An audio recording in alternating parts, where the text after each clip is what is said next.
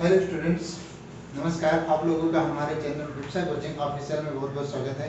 Students, आज बसंत पंचमी है और इस बसंत पंचमी की आप लोगों को बहुत बहुत शुभकामनाएं और माँ सरस्वती आप लोगों को ज्ञान का भंडार प्रदान करती रहें और आपके जीवन में सुख समृद्धि और खुशहाली है। ठीक है, तो आज हम हाजिर हैं अपना वीडियो लेकर और आप लोगों के सामने उपस्थित हैं एक्सरसाइज 1.2 लेकर, जो कि क्लास 10th की है। ठीक है, तो क्लास 10th एक्सरसाइज 1.2 आज हम शुरू करेंगे और 1.1 में जो सवाल आखिरी वाला बच गया था उसको आप लोग लगा लेना। ठीक है, तो यहाँ से हम अब चलते हैं एक्सरसाइज 1.2 पर और एक बार फिर से आप लोगों को बता दें कि अभी तक आप लोगों ने हमारा चैनल अगर नहीं सब्सक्राइब किया है, जो कि विप्सा कोचिंग ऑफिशियल के नाम से है, तो चैनल को जरूर सब्सक्राइब कर लें। ठीक है, आप लोग चैनल को जरूर सब्सक्राइब कर लें और साथ में ज़्यादा से ज़्यादा शेयर करें ताकि और भी लोगों को फायदा हो सके। तो चलिए देखो, यहाँ सवाल हमने नोट कर लिया है और ये 1.2 का पहला सवाल है एक्सरसाइज 1.2 और इसमें बताया गया है कि अभाज्य गुणनखंडों के गुणनफल के रूप में इसे व्यक्त करना है। इसमें सवाल दिया हुआ है और इसको अभाज्य गुणनखंडों के गुणनफल के रूप में व्यक्त करना है। तो देखो, ये जो है पहला सवाल है 140। ठीक है, और इसके बाद एक और सवाल होगा जो कि होगा 3825। तो ये दो सवाल इसमें सभी अभी बताएंगे, जो कि अभाज्य गुणनखंडों के गुणनफल के रूप में व्यक्त करना है इसको। ठीक है, तो यहाँ जो है हम शुरू करते हैं और सबसे पहले जान लेते हैं कि अभाज्य गुणनखंड है क्या। आप लोगों को मालूम भी होगा और जिनको नहीं मालूम है वो जान ले कि अभाज्य गुणनखंड है क्या। ठीक है, तो स्टूडेंट, अभाज्य गुणनखंड की बात करोगे तो जो अभाज्य संख्याएं होती हैं, ठीक है, अभाज्य संख्याएं उनमें क्या होता है कि केवल उसके दो गुणनखंड होते हैं। ठीक है, जैसे कि यहाँ अगर मान लो 2 है, ठीक, तो ऐसी संख्याएं जो एक से और स्वयं से विभाजित हों वो अभाज्य संख्याएं कहलाती हैं, है ना। ऐसी संख्याएं जो स्वयं से और एक से विभाजित हों वो अभाज्य संख्याएं कहलाती हैं। जैसे यहाँ हम शुरुआत करेंगे 2 से शुरुआत करते हैं और आपको अच्छे समझ में आएगा। 2 से शुरुआत करते हैं। देखो 2 का क्या है, एक तो इसका 1 हो गया, 1 से विभाजित हो जाएगा। 1 से तो सभी संख्याएं विभाजित होती हैं, क्यों? 1 से सभी संख्याएं, भाई चाहे जो भी संख्या हो उसको अगर 1 से काटते हो तो वो पूरी संख्या जो कट जाती है वापस से वही संख्या, चाहे जितनी बार काटोगे वो कटती चली जाएगी। तो एक तो ये हो गया 1 और दूसरा ये स्वयं हो गया 2, दूसरा ये खुद हो गया 2। ठीक है, तो एक हो गया 1 और दूसरा हो गया 2। अभी यहाँ बात करोगे 3 की, तो 3 में क्या होगा कि इसका एक होगा 1 और दूसरा 3 होगा, यानी कि 1 से विभाजित होगी और दूसरी बार ये 3 से विभाजित हो जाएगी, यानी कि 1 से और खुद से। ठीक है, तो दो संख्याओं से ज्यादा उसके जो विभाजित होने की संख्याएं हैं वो और ना हो तो वो अभाज्य संख्याएं कहलाती हैं। दो संख्याओं से ज्यादा उसके गुणनखंड ना हो तो वो अभाज्य संख्याएं कहलाती हैं। जैसे आप यहाँ पर बात करोगे 4 की, तो 4 क्या अभाज्य संख्या है? तो 4 एक अभाज्य संख्या नहीं है। क्यों? क्योंकि इसके कौन कौन से गुणनखंड हो सकते हैं? देखो, एक होगा 1 और दूसरा होगा 2 से भी कट जाएगा और तीसरा होगा ये खुद 4। तो 1, 2 और 4 ये अभाज्य संख्या इस कारण नहीं हुई क्योंकि इसमें कितने गुणनखंड इसके हो गए? 3, 1, 2 और 3। ठीक है, एक तो 1 हो गया, दूसरा ये 2 से विभाजित होगा और तीसरी बार ये खुद से विभाजित होगा। ठीक है, तो ये अभाज्य संख्या हो गई, लेकिन ये वाली अभाज्य संख्या नहीं हुई। ठीक, तो हम कह सकते हैं कि ऐसी संख्याएं जो एक से और खुद से विभाजित हों वो अभाज्य संख्याएं कहलाती हैं।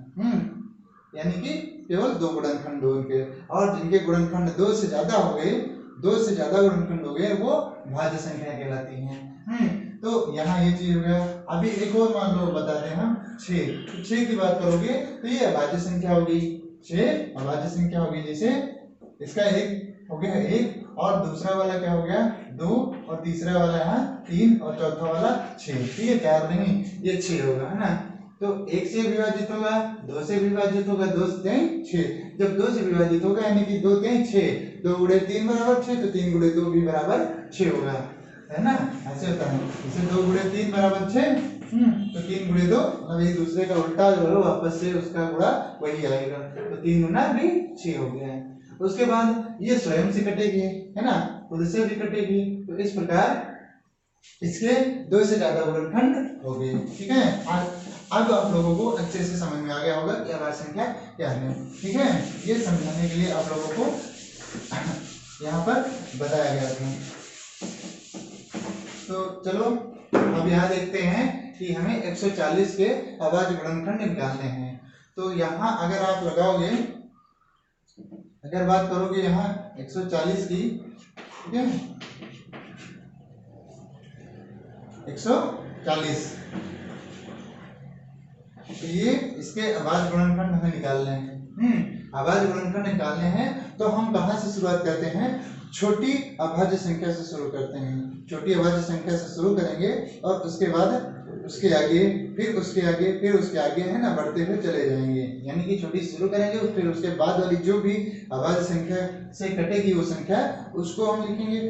अगर उसके बाद हम उसमें नहीं कटती है तो फिर उसके आगे वाली जाएंगे, ठीक है। ये उससे कटती है तो उसको काटने के बाद आगे हम बढ़ेंगे। जैसे यहाँ देखो 2 से कटेगा बिल्कुल, क्योंकि लास्ट में 0 है, तो ये हो गया 2 से विभाजित, और विभाजित होने के बाद कितना आएगा 70,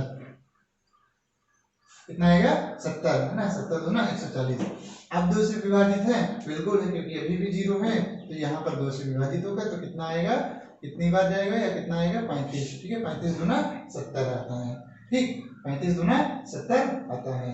अब बोलो किससे जाएगा, तो 2 के बाद यहाँ 3 से देखते हैं, तो 3 से क्या होगा, 3 से पहचान क्या होती है कि ये जो संख्या यहाँ होती है उनको जोड़ दो, 3 से विभाजित हो जाए तो वो 3 से संख्या कट जाती है। तो यहाँ जोड़ो, 3 और 5 कितना होता है 8, 3 और 5 8, जो कि 3 से विभाजित नहीं होगा, क्यों, क्योंकि 3 3 का 9 और 3 दूना 6 होगा, तो इसलिए ये 3 से नहीं कटेगी। 3 के बाद क्या आता है 4, तो 4 तो हमारी भाज्य संख्या है, अभी मैंने बताया था ना 4 क्या है, भाज्य संख्या है, तो इसलिए 4 को यहाँ पर हम नहीं लिखेंगे, ठीक है। वैसे भी 4 से कटेगा भी नहीं, लेकिन 4 को हम लिखेंगे ही नहीं। अब 4 के बाद क्या आता है 5, ठीक 5 आता है, तो 5 से ये कट जाएगी। और बताओ 5 क्या है, भाज्य या अभाज्य, 5 भाज्य है या अभाज्य, तो 5 हमारी अभाज्य संख्या है, क्यों, क्योंकि इसके गुणनखंड क्या हो गए 1 और 5 हो गए, ठीक है 1 और 5 हो गए। इस तरीके से 5 हमारी एक अभाज्य संख्या है। अब देखो यहाँ पर ये 5 से कटेगा, ठीक, अब 5 से कटेगा क्यों, क्योंकि लास्ट में देखो पहचान भी जो है आपको मालूम होना चाहिए। इसके 5 से विभाजित होने वाली संख्याओं की पहचान क्या है, जिनके अंत में 0 या 5 आए, अंत में क्या है 0 या 5 आए, वो 5 से विभाजित हो जाती है वो संख्याएं। तो अब बोलो, जैसे कि यहाँ पर 5 से भी विभाजित हो जाती, 5 से भी हो जाती, लेकिन हमें क्या करना है कि सबसे पहले हमें छोटी अभाज्य संख्या से काटना है ना, जो छोटी से छोटी हो उससे काटना है। तो इस तरीके से यहाँ पर ये कटेगा, अरे 5 से कटेगा तो कितना आएगा, यहाँ पर 7 आएगा, ये 5 7 35। अब ये जो है किससे कटेगा, केवल और केवल 7 से कटेगा, है ना 2 से, न 3 से, न 5 से, केवल 7 से कटेगा। और 7 भी हमारी क्या है, एक अभाज्य संख्या है ना, अभाज्य संख्या है। उम्मीद करता हूँ आप लोगों को भाज्य और अभाज्य अच्छे से समझ में आ गया होगा। तो 7 हमारा क्या है यहाँ पर, अभाज्य संख्या, तो यहाँ हमने 7 से काट दिया, ठीक है। तो ये कितना आया 1 है, कितना आया 1 है। तो अब ये जो है प्रक्रिया अगर बात करोगे तो यहाँ पर इसकी पूरी हो गई, जो क्योंकि लास्ट में क्या आया 1 आया, तो यहाँ हम इसको कह सकते हैं कि इसके जो अभाज्य गुणनखंड है वो क्या है, यहाँ से हम निकाल लेंगे कि अभाज्य गुणनखंड है 2 गुणा 2 गुणा 5 और गुणा 7, ठीक 2 गुणा 2 गुणा 5 गुणा 7, यानी कि 2 का स्क्वायर गुणा 5 और गुणा 7। इतना है इसका अभाज्य गुणनखंड। ठीक है, ये 2 बार लिखा हुआ तो इसको स्क्वायर बना लिए हम, और ये जो है इस तरीके से लगेगा। ठीक है, चलिए अब नेक्स्ट सवाल के ऊपर आते हैं। ये तो आप लोगों को समझ में आ गया होगा। अब आगे के सवाल के ऊपर हम आते हैं। ठीक है,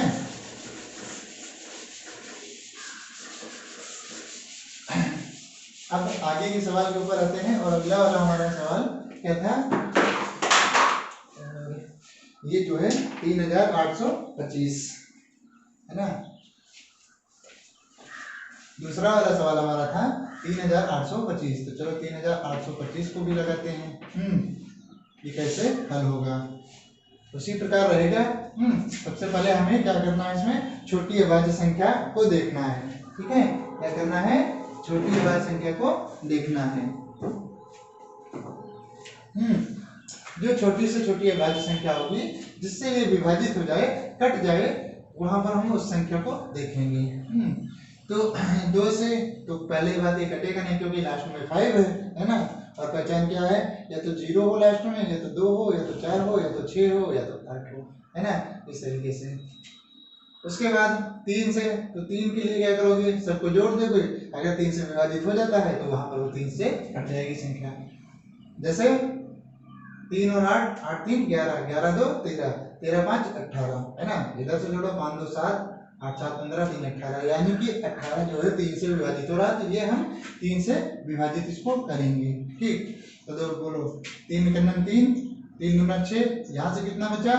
2, इधर गया तो 3 से 21, यहाँ से कितना बचा? 1, इधर आया तो 15, है ना। 3 बचे 15, यानी कि 3 से विभाजित होने के बाद कितना आया? 1275। अब फिर से 3 से विभाजित होगा, देखो 7 5 12, 2 14 1 15, है ना। यानी कि इधर से जोड़ो तो 2 1 3, 3 7 3 10 5 15, अभी भी 3 से विभाजित हो रहा है। तो ये जो है, सॉरी, यहाँ जो है क्या होगा कि 3 से विभाजित हम करेंगे, तो 3 चौके 12, और इधर पर लगाओगे तो कितना होगा? 3 दूना 6, और 1 बचा तो ये 3 बचे 15। दूसरी बार ये 3 से विभाजित हुआ, देखो तीसरी बार होता है कि नहीं। तो यहाँ फिर से जोड़ो, कितना होगा? 4 2 6 5 11, 5 2 7 5 12 7, 4 2 6 और 6 5 11, और 5 2 7 4 11, यानी कि ये 3 से नहीं विभाजित हो रहा है। 3 से नहीं विभाजित हो रहा है तो हम क्या करेंगे कि 5 से यहाँ विभाजित करेंगे। तो 5 से विभाजित करने के लिए देखो लास्ट में क्या होना चाहिए? 0 या 5 होना चाहिए, है ना।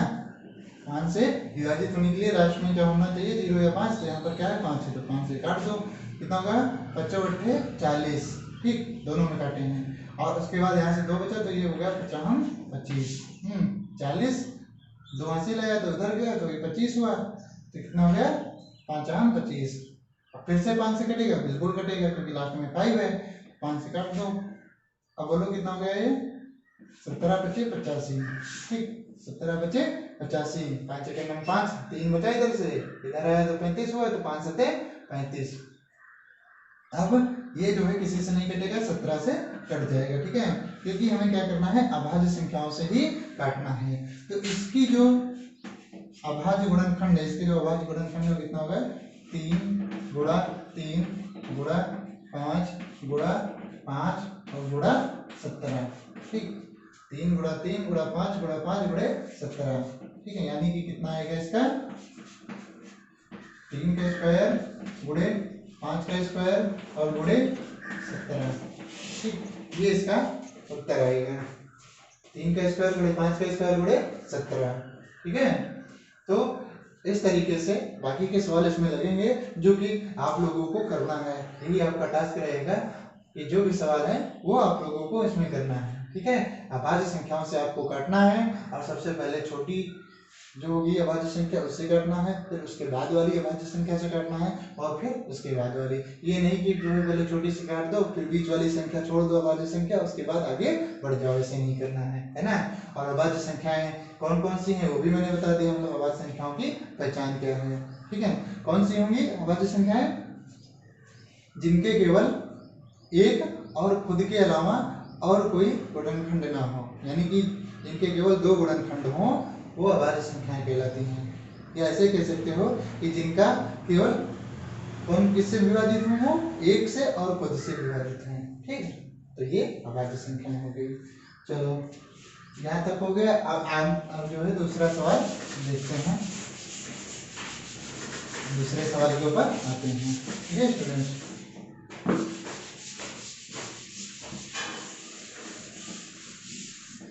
तो दूसरे सवाल के ऊपर आते हैं और देखते हैं क्या है इसमें दिया हुआ है।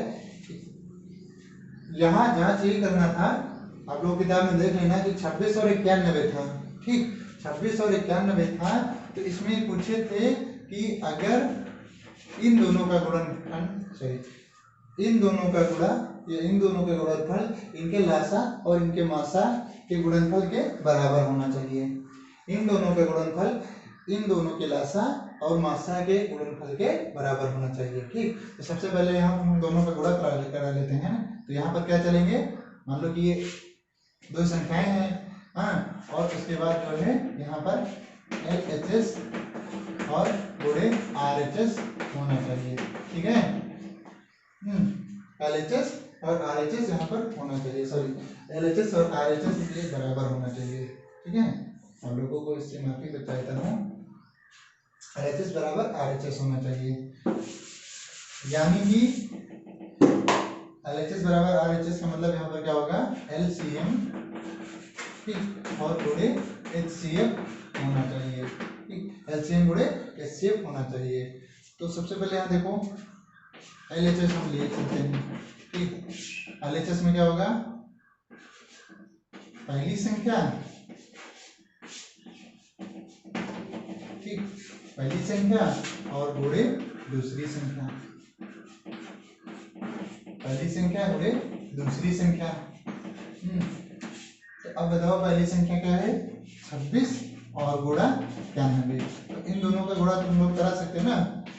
देखो 26 और 91 का गुणा करो, 91 और 26, तो कितना हो गया है, 6 एकम 6 और 6 9 54, 6 9 54, और यहाँ पर कितना हो गया, 2 एकम 2 और 2 9 18, यानी कि ये हो गया 6 4 2 6 8 5 13, और ये 1 1 2, यानी कि कितना आया यहाँ पर 2366। ये दोनों संख्याओं का गुणा हो गया। इतना तो आप लोगों को मालूम ही है, गुणा करना आता है। अब गुणा के बाद आगे की प्रक्रिया कौन सी होगी, वो हमें देखना है। ये तो हो गया LHS। ठीक है, आप लोग इसको नोट कर लेना, हो गया LHS। अब इन दोनों का LCM करेंगे। अब यहाँ क्या लिखते हैं, RHS। तो LCM निकालो, कितना होगा, 26 और 91 का, 26 और 91 का, तो 2 से विभाजित होगी, ये बिल्कुल होगी क्योंकि लास्ट में 6 है, 13 आएगा और यहाँ पर 91। उसके बाद अब 2 से नहीं होगी, 3 से भी नहीं होगी, क्योंकि जोड़ने पर किसी भी संख्या का योग 3 से नहीं विभाजित हो रहा है, किसी भी संख्या का योग 3 से नहीं विभाजित हो रहा है। तो ये हो गया 13 और 91। डायरेक्ट किससे कटेंगे, ये अभी 7 से कटेंगे, क्योंकि 13 से 91 होता है ना, ये वाली संख्या कट जाएगी। तो आगे देखो यहाँ पर 13 और ये 7, 13 और 7, 13 से 91।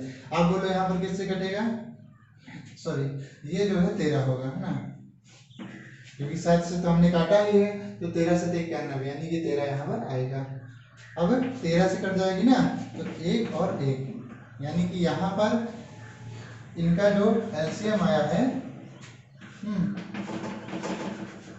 LCM कितना आया है, 2 गुणे 7 और गुणे 13। इसको गुणा कराओ तो कितना हो गया, 13 से 91, 91 दूना 182, कितना आया, 182 आया। ठीक है, 182 इसका LCM आया। ठीक, अब इसके बाद इनका HCF निकाल लो। HCF यहाँ पर ये क्या था, LCM था। ठीक है, अब HCF निकाल लो, तो 26 और 91, ये देखो हमने भाग विधि से निकाला है ना, 26 और 91, तो भाग विधि से क्या होगा, और चाहो तो युगलिक विधि से निकाल लो, है ना, किसी भी विधि से निकाल लो, तो यहाँ पर इक्लिप भी से निकाल देते हैं, ठीक है। तो क्या लिखेंगे यहाँ 91 और इधर लिखेंगे 26 और कितनी बार जाएगा 3 बार, है ना। कितना बचेगा, पहले यहाँ गुणा करा लो, तो 36 18 36 18 सॉरी 3 6 18 और 3 दूनी 6 1 7, यहाँ गुणा करो 26 गुणे 3, 3 6 18 और 3 दूनी 6 1 7, है ना, यानी कि 13 बचेगा, ठीक है। 78 आएगा, यहाँ 13 बचेगा। अब इस 13 को यहाँ लिखो, इस 26 को यहाँ लिखो, 26 को यहाँ लिखना है ना, ये वाली संख्या यहाँ लिखनी है और इससे इसमें भाग करना है। तो कितनी बार जाएगा स्टूडेंट्स, ये 2 बार जाएगा और बचेगा कितना 0, क्योंकि 13 दूनी 26 हो गया ना, तो यहाँ पर 0 बचा। तो HCF इसका कितना आया, HCF आया हमारा 13, ठीक। ये HCF है ना, ये HCM ये HCF। अब दोनों का यहाँ गुणा होगा, तो LCM गुणे HCF, है ना। तो 182 और गुणे 13। अब इनका गुणा कराओ तो हमारा कितना आना चाहिए, जो दोनों संख्याओं का गुणा था ना उसी के बराबर आना चाहिए, उसी के बराबर। तो देखो 13 दूना 26 और 13 अठे कितना 104, 104 और 2 106, हासिल आया 10, 13 कम 13 और 10 23, ठीक है। यानी कि यहाँ पर 2366 ये भी आया, ये हो गया RHS, ठीक है। RHS लेफ्ट हैंड साइड और राइट हैंड साइड, ये इसकी प्रक्रिया थी कि पहले तो क्या करो कि दोनों संख्याओं का गुणा कर लो और उसके बाद अगले वाले में बराबर किसके होगा, इन दोनों संख्याओं का LCM और इन दोनों संख्याओं का HCF के गुणा के बराबर होगा, ठीक है। तो स्टूडेंट्स यहाँ पर आप लोगों को इस प्रकार से इसको लगाना है, ठीक है। ऐसे ही लगाना है, आप लोग लसा और मसा निकाल के गुणा करा के लिख सकते हैं, ठीक। तो बाकी जो भी सवाल हैं इसमें बचे हुए हैं वो आप लोगों को लगाना है और उम्मीद करता हूँ कि आप लोगों को ये सवाल अच्छे से समझ में आ गए होंगे। बाकी के सवाल आगे के वीडियो में कवर किए जाएंगे और आज आपको ये सवाल लगाने हैं, ठीक है। वीडियो को देखने के लिए आपका बहुत बहुत धन्यवाद।